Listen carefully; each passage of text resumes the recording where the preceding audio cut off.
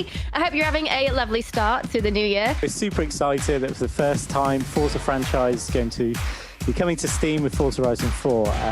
We're always looking for new ways to bring our games to where people play them, and Steam is one of those places on PC. So yeah, we can't wait to welcome Steam players to join the millions of Forza Horizon 4 players already driving when we launch. Hello, Chris. Welcome to the show. How are you doing? Hey, it's good to be here. Let's tell us all about the star of the show today, the 2020 Ford Mustang GT500. This one's now got a supercharger. It's making 760 horsepower, an absolutely huge number for a production vehicle. Ford have done a lot of work, both aerodynamically and with the chassis, to make this a really good handling track car. So this is the Shelby 1000. There it is. Really a poor season choice for this car. So it's in the name. This thing's running, it's got nearly 1,000 horsepower. And the last time it was seen in Forza, I think, was Forza Horizon 1. Because earlier today, the Hot Wheels Legends car pack was announced, which includes 6 brand new cars. What is the Legends Tour?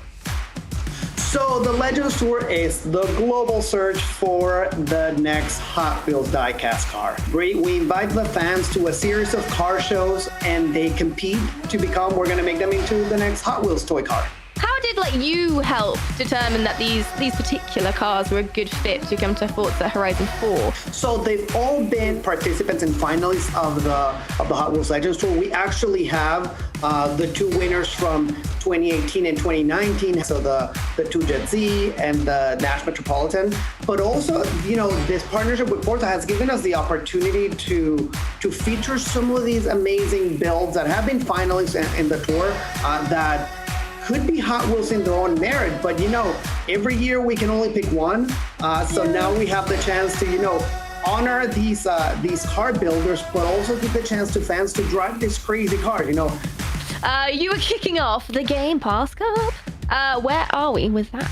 I love these events where you attract all these extra people to come out racing, because you can really see where you sit in the wider Forza racing community. You get to have that feeling of, okay, I know I'm good, but how good actually am I? Up next, we've got our community spotlight, where we'll be welcoming Ash Gibbs to the show, founder of the Forza Horizon 4 UK community group on Facebook. Well, basically, it started off as such a small niche gathering of a few people, maybe 10 of us together. We just wanted somewhere where we could share some content and obviously share it with like-minded people. And it's just evolved. It's taken off massively. We're up to about 2,000, 3,000, 5,000, 10,000.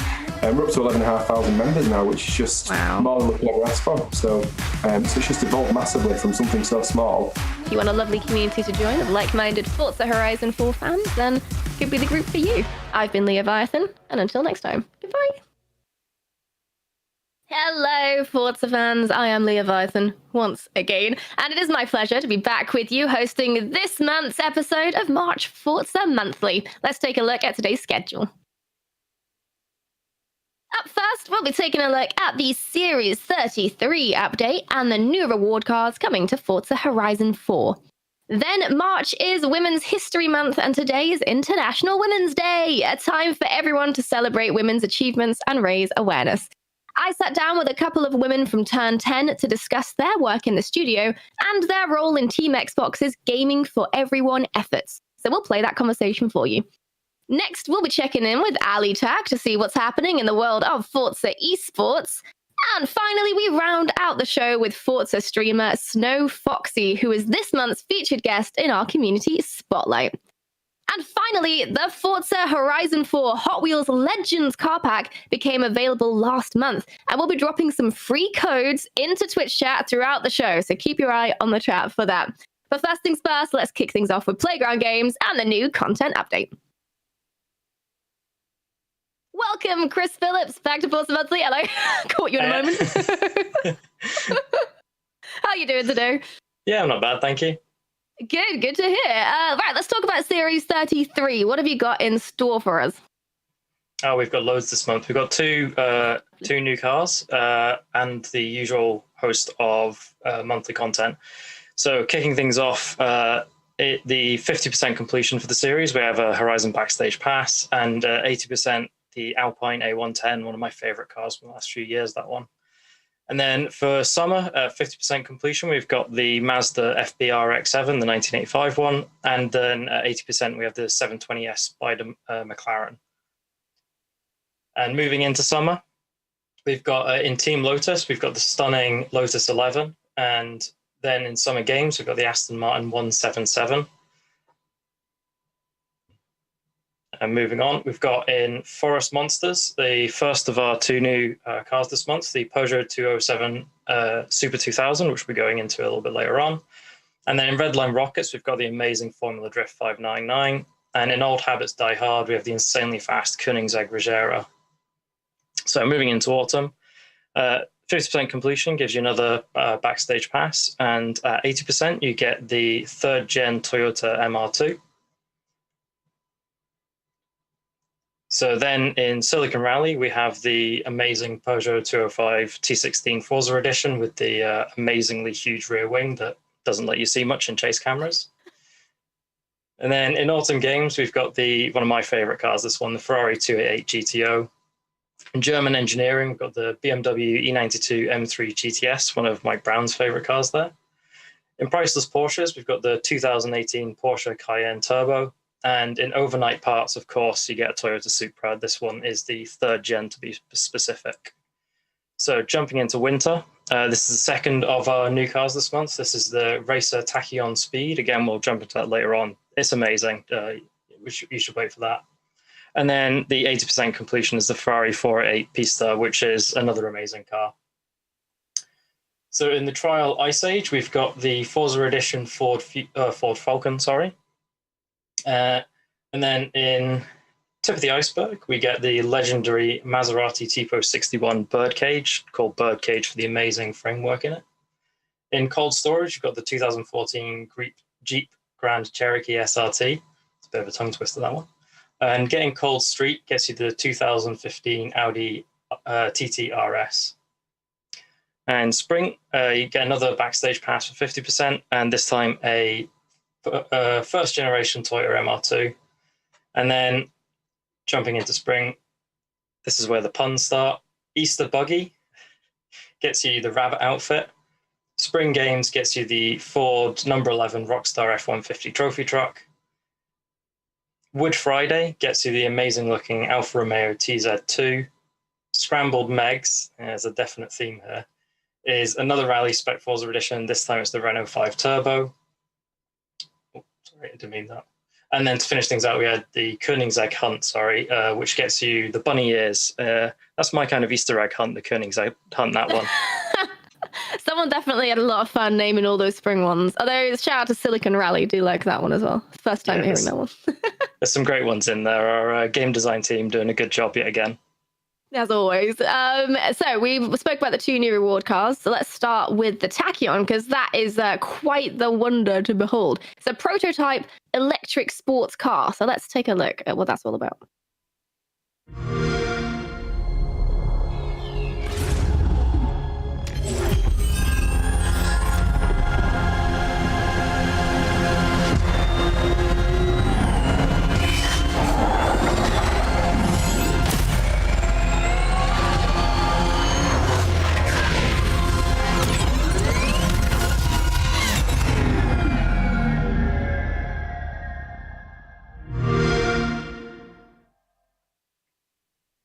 Just looks kind of amazing. That trailer makes it look fantastic as well. What like amazing job on that. So what can you tell us about this car apart from what I've just seen? So not only does it look like a Batmobile, but it's also it's a street legal prototype electric hypercar that's it's mainly for showcasing new technologies and new design processes. So one of the big things is it's electric. Quite a lot of power on this one. So it's over 1,200 horsepower, I think it's 1,250. And really interestingly, it's 3,650 foot-pounds of torque. And that's because the motor only revs to like 3,000 or 4,000 RPM. In fact, there's 6 motors, not 1, sorry. It's pretty uncommon with electric cars. Most electric motors rev much higher than that. So it has this absolutely insane amount of torque and just this real grunt wherever at whatever speed you're at. So the cockpit's also a very unique and innovative design. It's a lot like a jet fighter. as you can see here. And it's got these amazing double hinge doors as well, which again, a new innovation. So more specs for you. So the batteries are, again, to support the massive power, are fairly huge themselves. 2,650 amp batteries, capable of producing 1.4 megawatts at peak, which is, again, huge numbers for an electric car. It also has a really unique sound. It's very sci-fi sounding because of that low revving motor. It doesn't sound like a normal electric car. It's a much lower frequency. The audio in game is from the actual car as well, because there's nothing similar to it. So we had to go out and capture the real car. And on top of all of this, that amazing bodywork, the kind of Batmobile style bodywork, gives it a lot of downforce with kind of user selectable modes. And in the highest downforce mode, it's about 1,000 pounds of downforce, 455 kilos at 150 mile an hour. So it's really up there with top end kind of Koenigsegg's, McLarens, and things like that. So yeah, an amazing car. Very stylish as well. I love that shape at the back. Like you say, it's just that Batmobile sort of shape. It looks like the Batarang at the back. Yeah. And it sounds like you're inside an aeroplane, which is not a bad thing, because it's like really calming hum, just like, Right, well, shifting gears, no pun intended. The other reward car this series is a rally car. Here it is in action.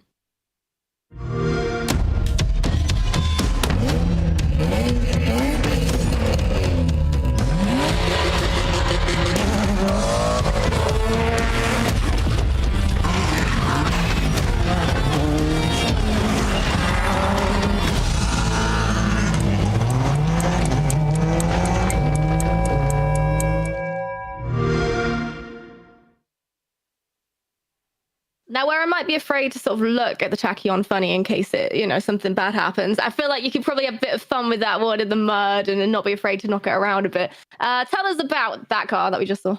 Yep, so that's the 2007 Peugeot 207 Super 2000. Super 2000 is the kind of important bit in the name there. It refers to the regulations it was built to for rallying. So back in 2007, there was quite a few rallying series that kind of lived under the main WRC one. It's very similar to a WRC car, with the big difference being in the engine. So instead of a 2-litre turbo, which they were using back then, this is just 2-litre normally aspirated, but it makes an astonishing amount of power for a normally aspirated 2-litre at 280 horsepower. Does that by revving up to about 9,000 RPM. It really gives these things a unique sound on the rally stage. So rally cars are used to the whooshy whooshy turbo noises. This is that really like high screaming kind of intense sound of a normally aspirated engine. So much like WRC cars, it's obviously all-wheel drive, and this car in particular was actually very successful. It won the Intercontinental Rally Championship with Chris Meek behind the wheel. Chris Meek's also gone on to rally for, I think it was Mini and WRC. It's a really, really cool car. I love cars like this because I see Peugeot 207s, things like that on the road every day, and it's just great seeing a car kind of used to seeing every day in rally form. They've got that true race on Sunday, sell on Monday kind of vibe going on. And this car, the last time we saw it in the franchise was Forza Motorsport 4, so it's great to bring it back again. Yeah, I was going to say, it looks like you could just go pick up your shopping on the Monday and go to the rally course the next day. Just interchange. It's a car of many talents. It is. And then I'm sure there's some space somewhere in the back in the roll cage to put your shopping so it doesn't go flying. Oh, yeah. Sort of slot it in there, it's like Tetris. It adds to the fun. Exactly. Yeah, I love cars like this. I think rally cars they really speak to the Horizon world. It's my go-to car for pretty much any kind of gameplay. If I don't have enough time to select a car in multiplayer, it's whatever rally car is closest to me. Yeah, absolutely. So there we go. That's the 2 reward cards you could be getting for yourself this series. And also, there are a few accessibility fixes coming in the update as well. Let's talk us through those, please. Yeah, so we've made some improvements to features such as the high contrast mode and screen reader, so players can look forward to that in the series update. Yeah, wonderful. Well, that's it for the Series 33 update, but tomorrow marks a big occasion because Forza is coming to Steam. Chris, can you remind everyone what this means? Yeah. As it says there, coming tomorrow at 10 a.m. Pacific time, Forza Horizon 4 is landing on Steam. And with crossplay, new players drive alongside their friends and rivals who are racing on Xbox devices, Windows 10 PCs, and cloud gaming with Game Pass Ultimate on Android mobile devices. And of course, Steam Cloud Save enables you to transfer Steam saves to other PCs with a Steam account. Wonderful. And as a thank you to our millions of loyal players and to welcome new players from Steam, all Forza Horizon 4 players across Xbox devices and Steam can add the 2019 Porsche 911 GT3 RS to your collections for free.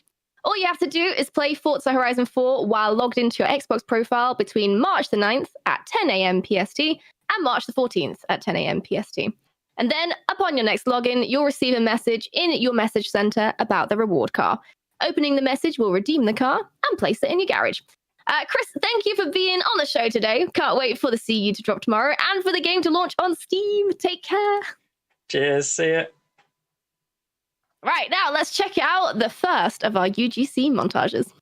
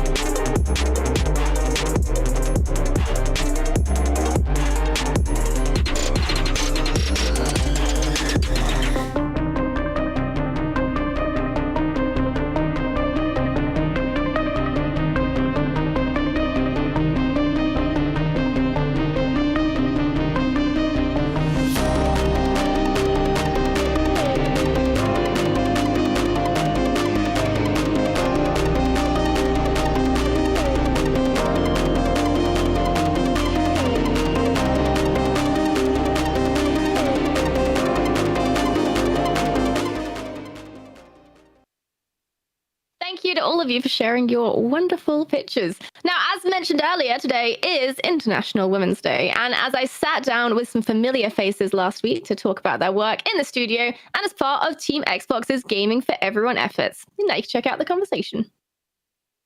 So welcome, Katrin and Gaby, to Forza Monthly. Hello. Hi. Welcome. So Katrin, in particular, right now, you've been on Forza Monthly before, back last year, in fact, early last year, which seems like a lifetime ago. I'm sure we can all agree. Can you catch us up on your role at Turn 10 and what you've been up to since you were last on the show? Sure. So when I was last here, I was working on Forza Horizon 4 DLC and Eliminator mode and stuff like that. And shortly thereafter, I switched to working on the Forza Horizon 4 port for Xbox Series S and X. Worked on that for most of the year. Finally shipped that in the fall with as my first console launch title. Woo! And then I just I was looking for what my next role would be after that, and finally found just a really great role as the accessibility dev lead for Team Motorsport. Oh, amazing. And Gaby, you work on the Motorsport team as a producer. And I'm sure everybody in a creative role out there knows that the role of producer can mean a lot of different things, very much a blanket role that covers a lot depending on the industry. But what does the role mean in context of Turn 10 and your role at the studio?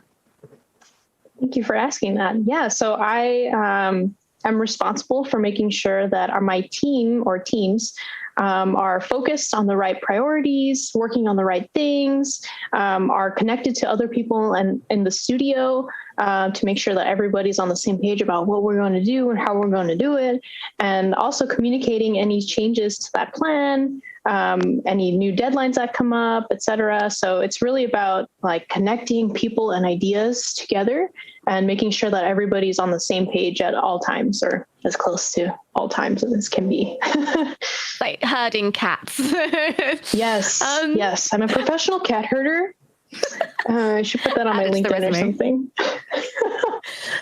Both of you are also heavily involved with Microsoft's cultural commitments in addition to your day jobs, one of which is being part of Gaming for Everyone. What is Gaming for Everyone, and how do you play an active role in driving that?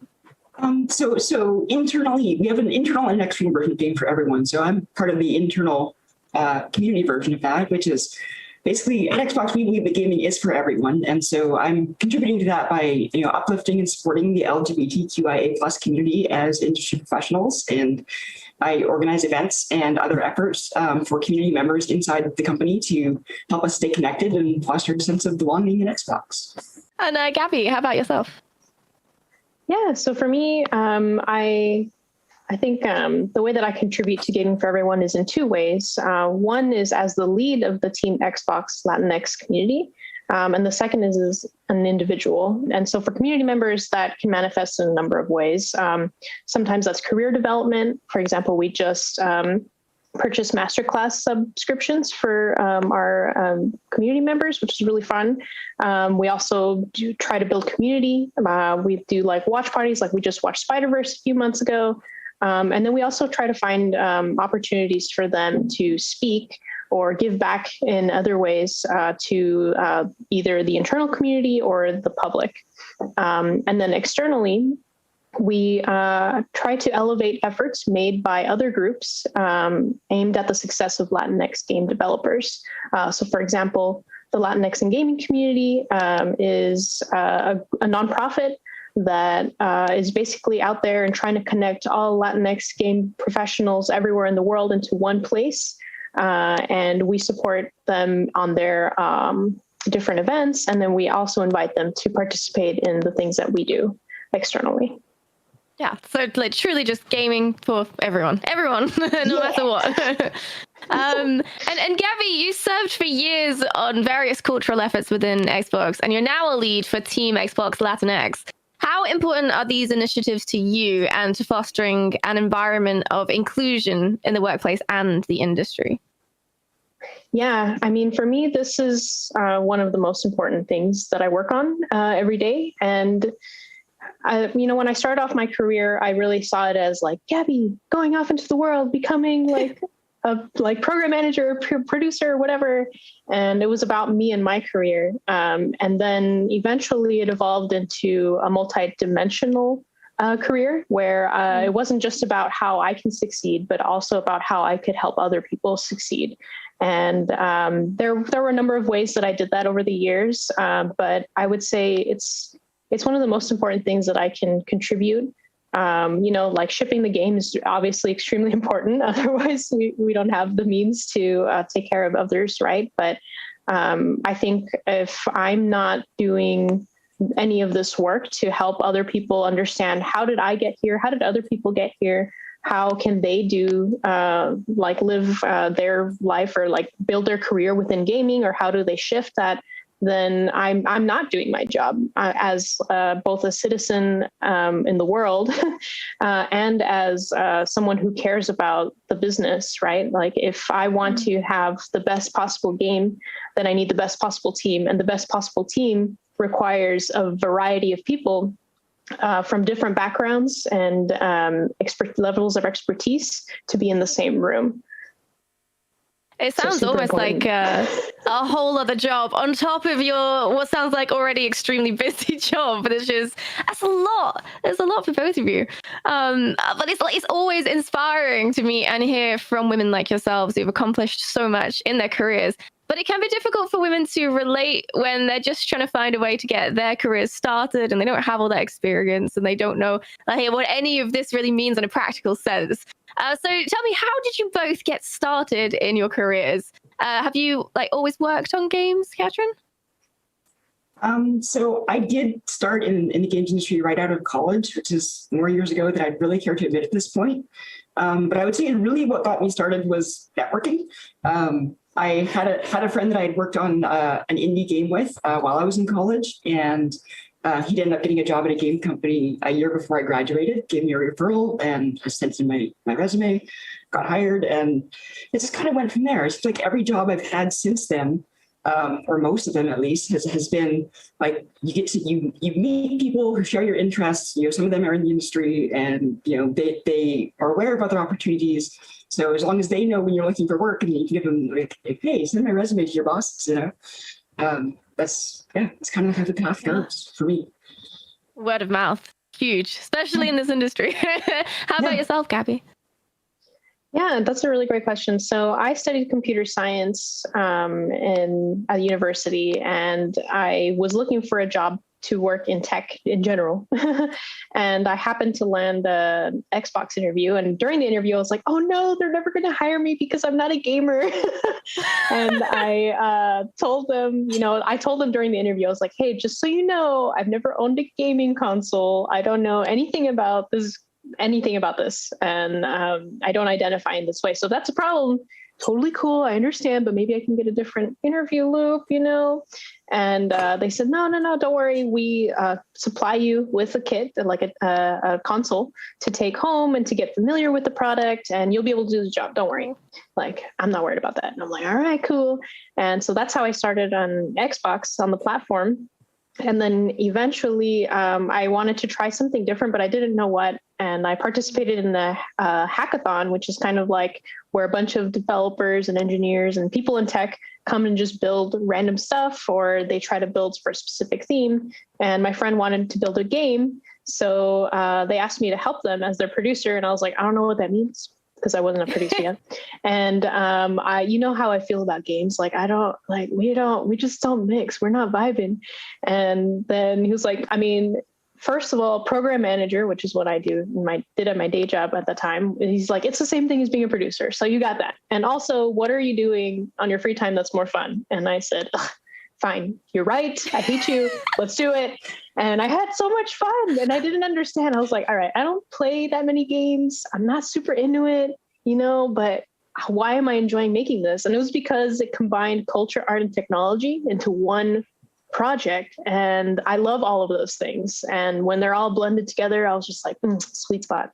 And that's how I eventually ended up trying to get into a game studio, and eventually made my way to Turn 10. So just combining all of your skills and passions together and managing to find that gap where you fit. That's amazing.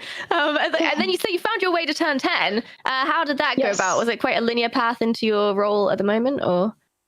Well, I began interviewing, and it took about 6 months for me to finally land an offer at a studio, since it's a little bit challenging sometimes to communicate how many of your skills as a program manager are transferable into a production role.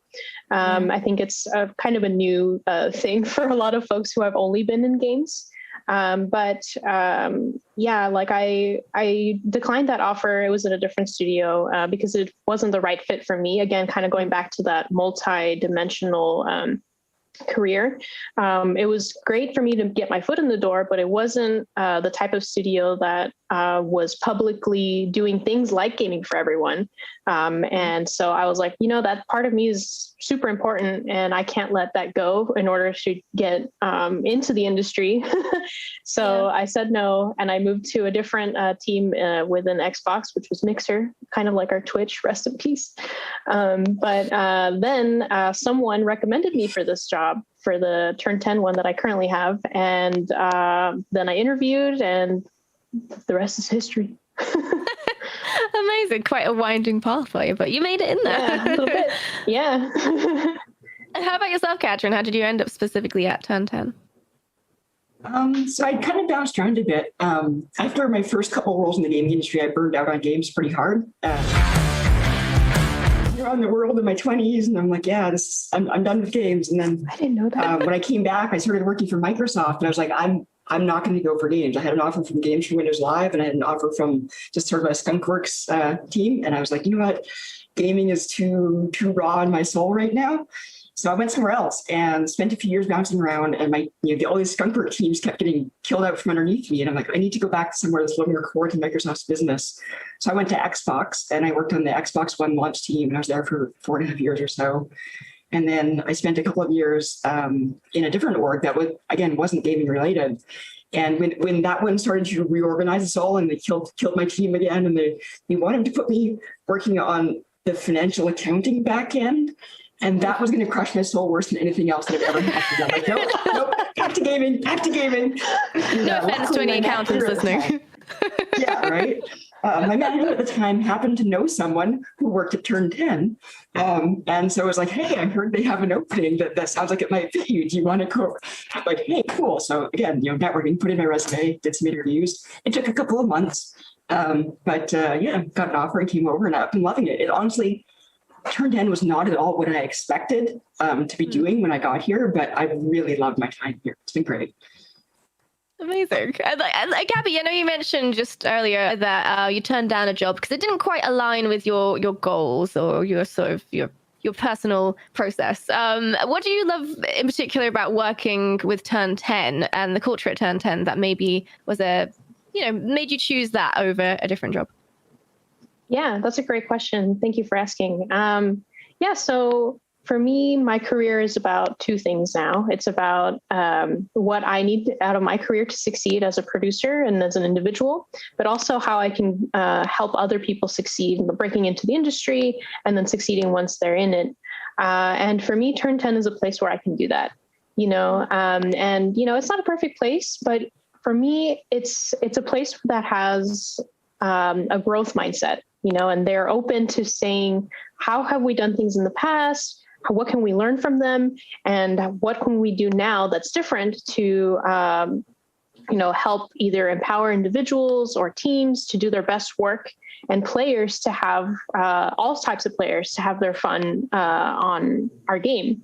And I think that is reflected all the way up and down the chain, right? So individual contributors like myself who are on the ground trying to make the game and the tools and all that stuff, like we have the freedom and are empowered to go and participate in things like Gaming for Everyone or other like diversity and inclusion initiatives that help us make our workplace the type of place that is acceptable and for all types of people, right? Like that accepts all types of people is what I'm trying to say.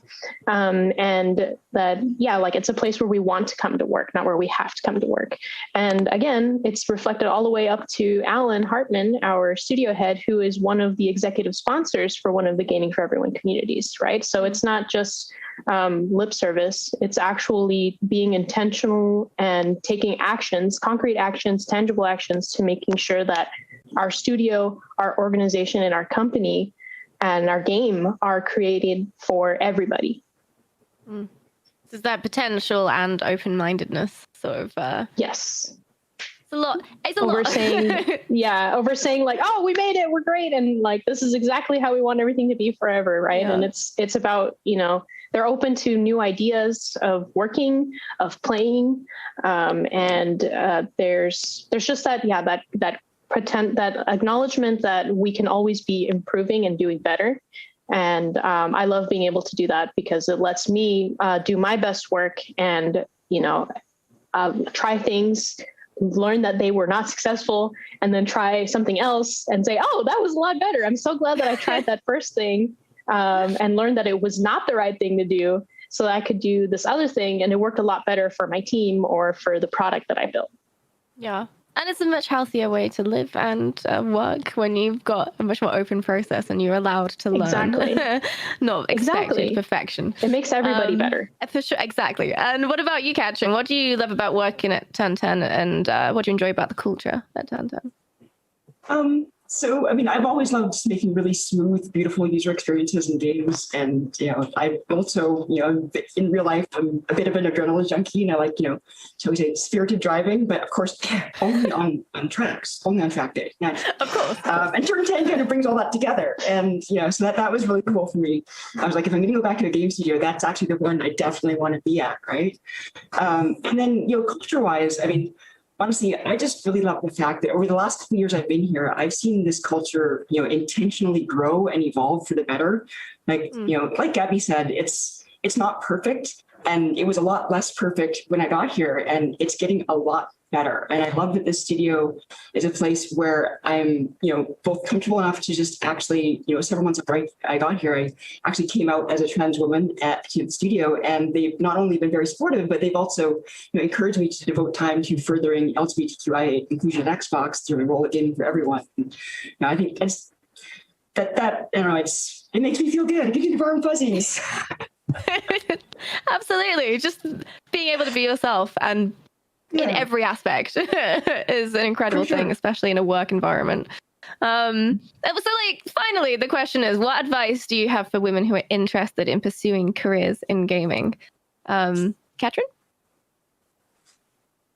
So I would say be vocal, and I mean that in two ways. So like both for networking and interviews. And on the networking thing, it's just, I know I hit this one a lot, but make sure that everyone knows you want to have a job in gaming, and they know at least what you can do in the abstract, and that they know when you're looking for work.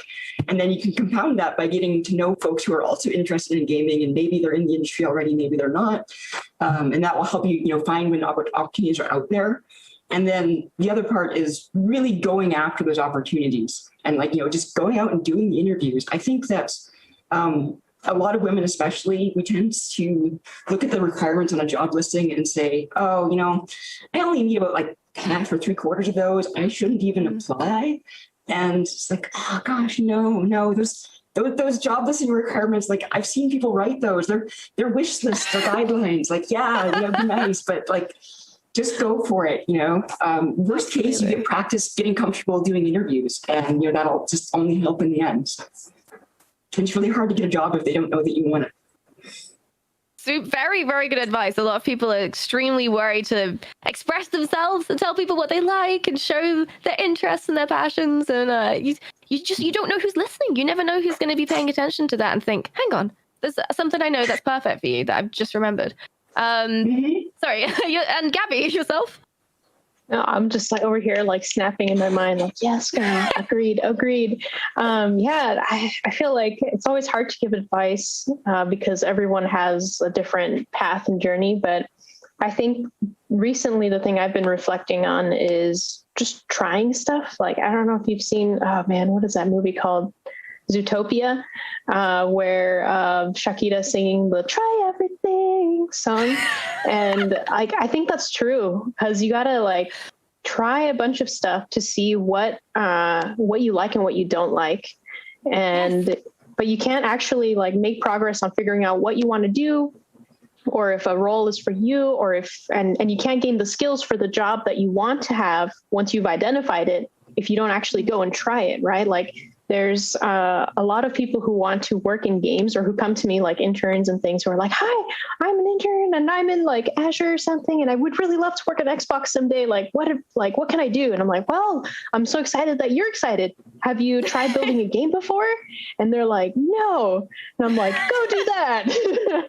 And, and that doesn't even have to be anything original, but there are so many tutorials online that show you how to do these things, and literally so step by step on what to do. And that will get you familiar with the process for how someone approaches building a game, and what someone who is a producer, for example, might need to think about when saying, oh, is this too big or too small? Or is that really realistic? You start getting that hands-on experience, and again, go through the process of doing process of elimination, figuring out what you don't like, and then process of learning as you go by doing it, right, for the thing that you do want to do. And I think that sometimes I have felt scared to try something new, because I'm like, oh, I'm supposed to be really good at this thing I've never done before.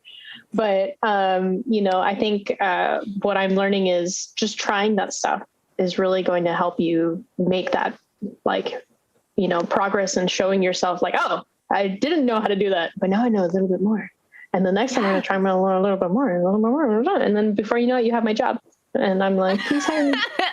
That's amazing advice, though. Honestly, it's very true. You just try everything, anything you can get your hands on. We live in the age of the internet. There's a tutorial for everything. There's free software for everything. You can do whatever you want to. Just have the motivation to do it, and you never know what can happen. It's amazing. Well, thank you so much for this wonderful conversation, ladies. It's been an absolute pleasure. Thank you for coming onto the show. Yeah, thanks for having us. Thank you. A wonderful conversation with some very inspiring women who've really had unique pathways into the gaming industry. Throughout the entire month of March, the US is celebrating Women's History Month, an annual celebration of women's contributions to history, culture, and society. Keep an eye on the Forza social channels, where we will be highlighting some amazing stories of women who helped shape the automotive industry. Additionally, this month and beyond, Team Xbox is celebrating Women Voices. You can visit the link in chat to learn more. Up next, the only tachyon that matters, Ali Tech is here with the Esports update right after this.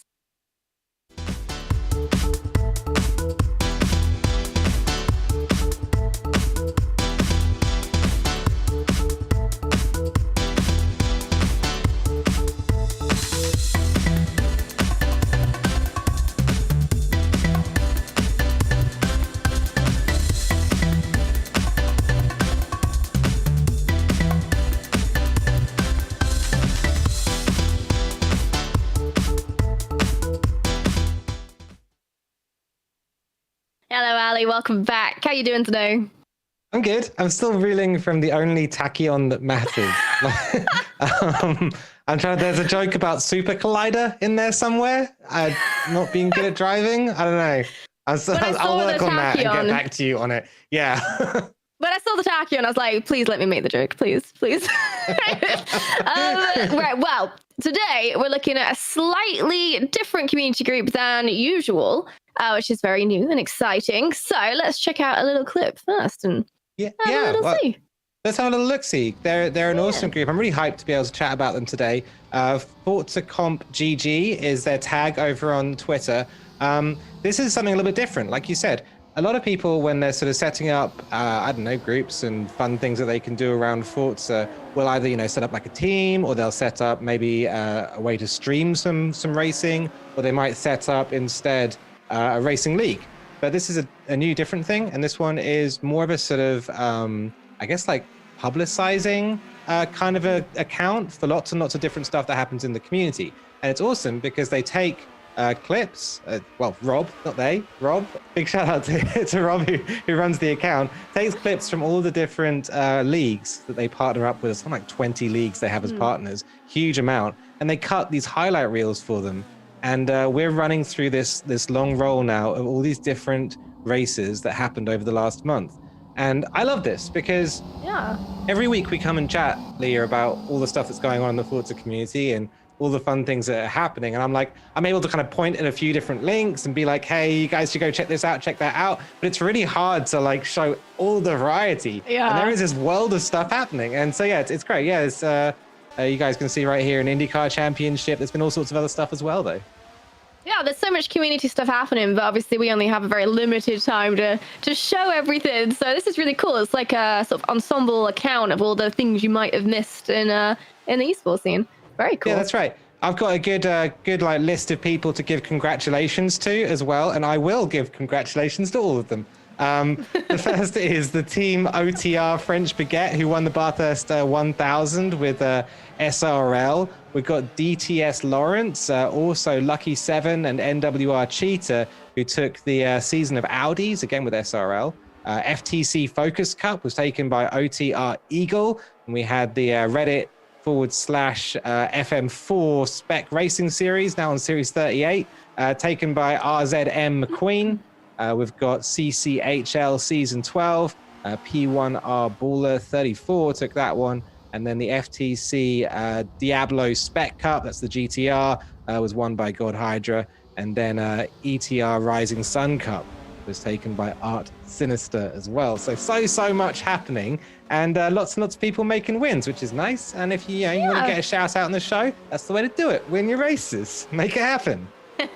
Consistency. I like all the sunshine themes as well in all of these. It's really adorable, nice, right? On a nice cold March day. That's what attracts me to leagues. If they've got a good name, if they've got a nice, warm, attractive name, then I'm in. Sunshine League, done. Yeah. I'm in, That's sign me up. I'm in as well. Right, I hear you have a big weekend coming up with a big old 12-hour Sebring endurance race. I'm catching up on my Z's. Why? Yeah. Also, tell us all about it. I woke up and I looked in the mirror and I was like, you are getting too much sleep, young man. You're getting much too much sleep. So I set up to do the first 6 hours of the tour, 12 hours of Sebring. I'll be commentating it right here on the Forza channel. It'll be on Saturday. So come tune in. I'm trying to think of what time it starts and blanking a little bit. I think it's 7 p.m. In the UK. So if you just have the tab open all day, you won't miss it. So solution. Just leave it open from the end of this show all the way through the week, and just come back on Saturday. Yeah, why not? Why wouldn't you? So it's going to be awesome. It's one of those massive community events that I kind of come and talk about every now and again on the channel here. Huge amount of teams. I think Toro have reached their almost their limit of signups for this event. It's over 500 people, more all racing at once on Forza. Only the very, very fastest drivers will be here on the channel. That's the A lobby. So people who qualify with the fastest lap times and make it up there. I've been playing Forza for a long time. I can't remember, a long time. And I can't drive that fast. So I don't know how they do it. That far back. I can't think, I don't know. But those guys are really, really talented at Forza. So come check it out. You'll be able to see some amazing racing. You'll be able to see some people doing stuff that's really unbelievable in the game. And we'll be running for 6 hours right here. Then I'm going to swap over. Well, first of all, it'll be me and my buddy Bucktide commentating for 6 hours. Big shout out to Bucktide.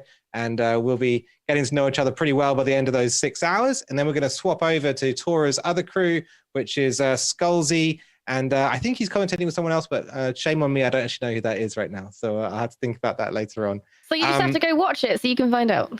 Thank you, Leah. There you go. Plug. Go watch it and find out. Exactly. Right, well, there you go. That's a pretty big event to catch on. You can do it right here on this channel. But what else is happening this month? Talk us through the calendar. Yeah, here we go. Got an awesome esports calendar for you this month. So starting off, it's Ferrari Challenge through the years. Take a trip back through time with Ferrari. Think about the Ferraris that you've liked, the Ferraris you haven't.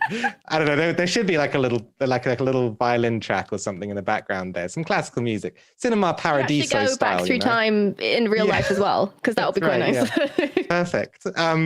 Next up, ACR Forza GT Challenge is coming back. It's been a little while away. I think this is a returning series. Actual Vision, of course, a very big streamer in sim racing, and somebody it's always nice coming doing some stuff on Forza.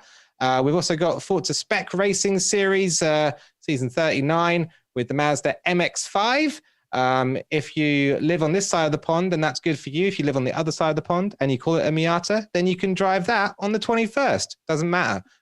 One way or the other, you're going to get behind the wheel of that particular car. Then there's finally the Racing Buddies Historic Motorsport Club, RBHM. They're running their Super Saloons. It's round 3 of that championship. You should check it out on the 27th. There's so much more going on than this. Again, go follow Forza Comp GG, and you'll see all the highlights from around the community. So much stuff happening. You can see it all there, but there's a few little tasters for you if you want to get involved. And Racing Buddy sounds so wholesome. I kind of want to be a racing buddy. I know. I want to be a racing buddy. I want that to be how I'm remembered as well. When people look back on me, like, Ali, my racing buddy. Well, in addition to those community events, which many of you might be able to enter, there are also some upcoming partner events that you could take part in. First of all, we're excited to announce the upcoming 2021 Motorsports Gaming Series powered by IMSA. Take a look.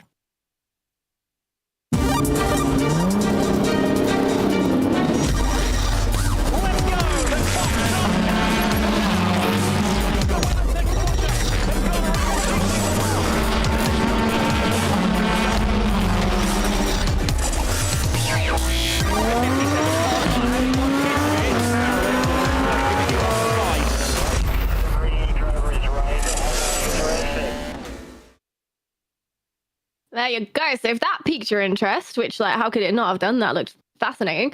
You can check out the schedule to see when the dates for that are. But round 1 begins on March 11th, as you can see. While this Arrivals event is open to all players, only those in the US and Mexico can qualify for the tournament. So do bear that in mind. Visit motorgseries.gg for full details. And then, do you want a chance to race against the pros? Of course you do. DHL is offering you the opportunity to test your skills against their professional IndyCar and NHRA drivers in the DHL Race the Stars Forza Motorsport 7 tournament.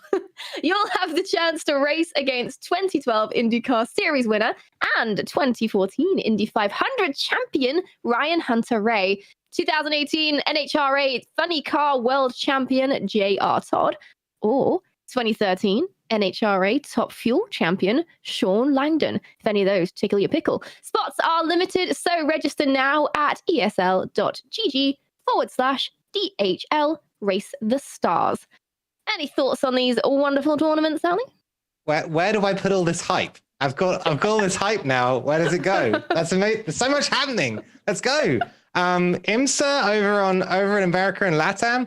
There's going to be rivals events on Forza. You guys can take part there. And like I always say this, but even if you're not in that region, you can still take part in the rivals event and see how good you stack up, see how well you would have done. And it's going to be awesome to see how that competition progresses. And then we've got dragster racing experts coming and testing their mettle on Forza. Let's go. Raceboy77, a name that few of you guys might know. He did a lot of dragster racing as a kid. We were chatting about that on the Game Blast stream the other day. And that's awesome. That's going to be so cool. I'm looking forward to both of them immensely. Maybe I'll take part in the ESL one. Oh, go on then. Have a go. So much going on, isn't there? It's just fitting time in your day. Sleep, don't need that. I'll just nudge that out, put a couple more tournaments in there. It's the first thing to drop, right? I mean, when you look at this list of priorities and you're like, okay, Forza, sleep. It's like, well, that one's got to go, and we'll just fit more Forza in underneath. Right here. It's consistency. The more Forza, the more consistent. Makes sense. Perfect. Right, before I let you go, last time you were on, we talked, you were in a neck-and-neck battle with LSEM Eternitum for the title at fastest streamer on the Forza channel. Have you two sorted that out yet? Have you figured out who's fastest? There hasn't been a race yet. I feel like I've won the battle in terms of public opinion, Leah. So that's what I've been working on mostly. It's been the PR battle. There needs to be a competition. So there'll be. So this Saturday we're doing Tora with the 12 hours. Too busy. So maybe the week after that. I think the week after that we'll be hitting it up right here on the channel again. The Saturday, I'm going to guess. We do have a date penciled in. I think it's going to be the Saturday. Me and Eternitum, maybe with a gang of cronies, some people to back me up. I'll maybe that will be the thing to do. Maybe we'll have like a team competition and see how that goes. I'm not quite sure. Race for me, go! Yeah, that's right. Yeah. I need a champion. What's it called? That thing, is that called a champion where you had someone fight for you? Yeah. Yeah, Send them into battle. Yeah. Yeah, I need that. That interests you. You know who to contact. Perfect. Yeah, I'll give you a call, Leah. Yeah, I need a champion. Yeah. I'll win. So maybe if you tune in next month, we might actually figure out who the fastest streamer on the Forza channel is. But we'll just have to wait and see. Don't want to ruin Ali's sleep schedule too much. I've won it in the court of public opinion. Don't that count? This is on the track, Right, well, thank you very much for joining us, Ali. I look forward to figuring that one out next week or next month, and we'll see you next time. All right, bye. Right, next up, we've got our community spotlight. The guest this month is a Forza streamer, SnowFoxy, and here's a little preview of what she's all about. You're not a king, you're a queen. Hashtag Yas Queen. Yas Queen. Hold up, we're getting this back, friends. Give it back.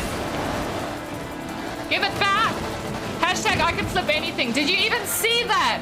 Oh, dude, I am legend. Hello, SnowFoxy, and welcome to the community spotlight. Hello, thank you so much for having me. I'm so excited to be here. Absolutely, it is a pleasure. So I've heard, like every good origin story, your start as a streamer was born out of adversity, which is quite scary to say. Tell us how you got started in the streaming world. Right. So I'm originally from South Africa, and at the end of 2019, I decided to move to the United States, and I started up a new job, and I worked at my job for 2 months before COVID hit. And at the time, no one really knew how long COVID was going to be, and I was waiting for some time to blow over so that I could start up at that job again. And in the meanwhile, I was trying to fill my time with something. And I thought, like, why not learn a new skill and why not get involved in a community? And that drew me to streaming. So I decided to put a whole bunch of research into learning about streaming, started hanging out in communities, and I was just drawn into it since. So, like, was that quite a different experience to your job? I'm assuming your job was quite a different field of interest. Yeah. So a very big transition for me. My job was in events planning and so on. Oh. So but it was a very big. I never necessarily saw myself streaming or being a streamer. It was something that was very kind of spur of the moment. I was like, well, I have some free time, like, let's give this thing a try. And I couldn't be happier that I gave it a try. So you'd be surprised how common that story is in streaming. Just like, what's the worst thing gonna happen? Just give it a go. Why not? And then suddenly it's 5 years later and you're still doing it. Amazing. So you've been streaming for almost a whole year now. How has that been going then? Oh my goodness. I'm so surprised by just how it's been going. I'm so surprised and so thankful for just the fact that there are people that want to come and hang out with me. It's so cool. It's not something I ever really expected or saw coming. And like, I couldn't be happier with just how the journey has been up until this point. I love it. And like, I'm super surprised and super thankful for what I've found in this community. That's that. I feel like I can hear that sound. Is that like your follow alert going crazy or something right now? Let me check what's going on. I'm not sure. I hope it is. It better be. Hopefully all the chat is following you right now. There we go. So no worry. So you've been you've already answered that. You've been streaming for a year now. We know that. But what made you gravitate towards Forza in your streams in particular? Right. So, I started off streaming, on a variety of all sorts of different games. And for me, I've always loved racing games. In fact, like, I've always been a gamer. I've always loved games. I've been a bit of a nerd my entire life. And like, I have played games, like racing games in particular, just while growing up. And I got my, what is it called? I got Xbox Live, Xbox Game Pass, and I saw this game that I hadn't tried before. I'm like, oh, I love racing games. I'm gonna give it a try. And I started playing Forza, and I just absolutely loved it. And that's basically how I got into it. And more than anything, I just fell in love with the community aspect of it. And I have a lot of fun playing the game. It might be slightly a little bit biased, but I do feel like the online Forza community is one of the most just wonderful racing game communities out there. Like, they're also just willing to help and like willing to jump in and have some fun and stuff. It's really nice. Yeah. I think that just the people that I've come across and the genuine friendships I've built is just amazing. And I absolutely love it. I couldn't be happier, just this Forza community that I've found. So it's like a second family sometimes. Would you say you're a car person? Well, I would by no means call myself a car expert. I love racing games, and I love enjoying racing games and enjoying cars and things like that. And that's one of the things that I really like about Forza is like there's something for everybody. Whether you love you know, like the intricate details of cars and you're into tuning and into, you know, car parts and all that, like there's something for you there. And if you are, you know, not a car expert, there's still so much fun to be had, and just, you know, being involved in the community and so on. So like for me, I focus mainly just on like relaxing and having a good time and spending time with the community. I mean, I think we can clearly see here that you're a flip expert, which you know, is just as good. Oh man, yeah, I love it. Oh, I've got to ask, what is this? What is happening here? Oh, that's a really cool tune that somebody told me to try, and I mean, it's my little ballerina. We call her Pinky, and whenever I feel like showing off on the drag strip, we bring Pinky out to the track and we just spin around. It's a lot of fun. It needs a little tutu. Yeah. So, what are your favorite things to do in your streams apart from pirouette on the drag strip? Oh, right. I mean, I love doing all sorts of things. I love custom races. I love, primarily for me, I love getting the community involved. So I love having an open convoy, and like whoever wants to play with me, I love like getting them in. I like doing silly races. I like doing more serious races. I like drifting and just having the community hang out with me and treating that more as like a just chatting stream while being able to do something in the background and stuff.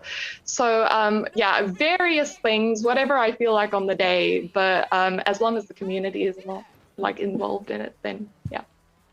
I mean, and you said you were sort of in the event planning sort of line of work. Do you ever utilize that in your streaming, like planning Forza events or anything like that? Or is that something you might want to do in the future? It might be something I want to do in the future. For like as far as like planning my streams out and stuff, I for sure use some of that, just like thinking about what I want to do and what I want to like get the community involved in and all that. But like you never know where your future lies, you know. So. Exactly. And you never know when, you know, you found a sort of passion here for Forza, and then you combine that with your day job, and you never know what can happen. Right. What would you say you're known for most amongst your community in particular? If I had to pick something, I think maybe what I'm known for is having a very interactive community. I love speaking to everyone who's there. Like most of the time I'm crashing because I can't keep my eyes on the road because I want to see what everyone in chat is saying. And like, I just love interacting. So I'm probably known for being pretty interactive and pretty like chatty on my streams. And yeah, I mean, more than anything, just creating a positive and fun environment. Yeah, for sure. And like that's the hardest thing I think about streaming Forza is, like you said, trying to keep your eyes on chat because everyone's being really interesting and funny, and you just can't keep your eyes on the road. Exactly. And you did touch upon it just now, but what sort of type of environment are you looking to create in your own gaming space? Like what kind of community vibe? Yeah, well, for me, it's always been about I want a positive and uplifting community, and you know, somewhere that's fun for people to come and hang out, where everybody is welcome and chips can be made, and somewhere where people look forward to coming to hang out. And I've always, like, for me personally, my goal always with streaming has just been I want people to love coming to hang out and making friends and create a positive environment. Oh, and so before we go, if that sounds like your kind of deal in chat and you're interested in maybe joining SnowFoxy's community, where and when could they find you? Right. So I stream on Twitch under SnowFoxyTV. You can find me there 5 days a week. Mondays, Tuesdays, Thursdays, Fridays, Saturdays at this stage. And you can find me on YouTube, on Twitter, on TikTok, all under SnowFoxyTV as well. Everywhere. Right, well, thank you very much for joining us. It's been an absolute pleasure. Thank you, and good luck with the streaming. Well, thank you so much for having me. Thank you. And if you have someone in the community that you'd like to see featured in a community spotlight right here, being interviewed by me on the next Forza Monthly, you can nominate them at aka.ms/Forza Spotlight. Now we are sadly getting close to wrapping up the show once again, but before we do, Forza Horizon 4 lands on Steam tomorrow at 10 a.m. PST. And as we mentioned earlier, as a thank you to our millions of loyal players and to welcome new players from Steam, all Forza Horizon 4 players across Xbox devices and Steam can add the 2019 Porsche 911 GT3 RS to your collections for free. Additionally, the Forza Street 80 Showdown is incoming. Make sure to complete this week's spotlight because the 80 Showdown comes to Forza Street in all its stylish glory in 2 weeks. You'll need a powerful 80s collection to reap the rewards, so the best way to prepare is with this week's spotlight. If you don't already have Forza Street, you can download it from the Apple App Store or the Google Play Store. And don't forget that right here on this channel, we have live streams on Twitch all week, every week. IRL driver Shannon McIntosh hosts Smack Attack later today. And if endurance racing is your thing, Ali Tak will be casting the first half of Torres 12 Hours of Sebring on Saturday. You can catch the entire 12-hour stream right here on the Forza channel. That's it for today's show. Thank you very much for hanging out with us today. Thank you to all of our guests for joining us. We hope you have a wonderful month, and we'll see you next time. Goodbye.